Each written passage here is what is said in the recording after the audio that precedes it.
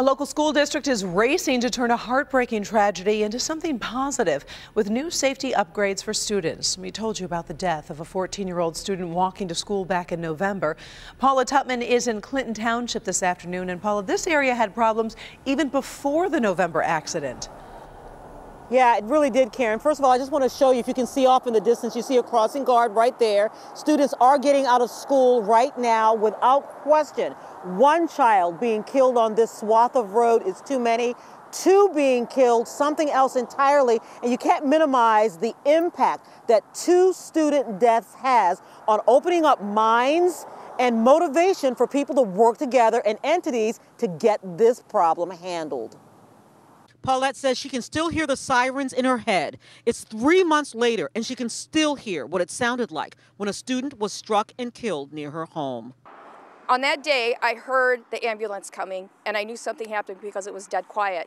Then when I went out there, it was earth-shaking. I knew something terrible had happened. And just 1 month before that, I was complaining to the township, to the sheriff at the county level to do something with the speed, to empower the guards to catch kids when they're jaywalking and running the light here and speeding.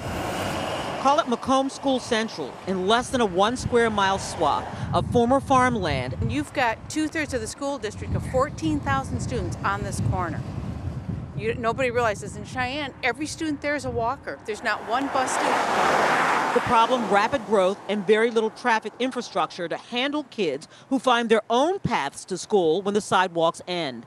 March of 2011, Neosha Nelson was struck and killed while traveling to school on foot.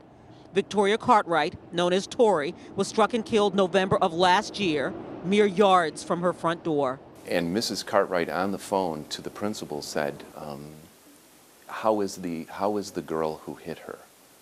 And to me, that just really stood out, that Victoria's mother, Mrs. Markle, had that kind of compassion. Since then, rapid progress in getting the changes necessary to make it safer for students to travel to and from school in this area. One of the things that happened right now is the reduction of speed limit. It's been reduced to 30 miles an hour with flashing lights. Now, it was there before, but that speed zone's been extended and the speed limit's been reduced. Street lights are on the way. The speed limit has been lowered. A study commissioned to change entry and exit points to get in and out of the school parking lots.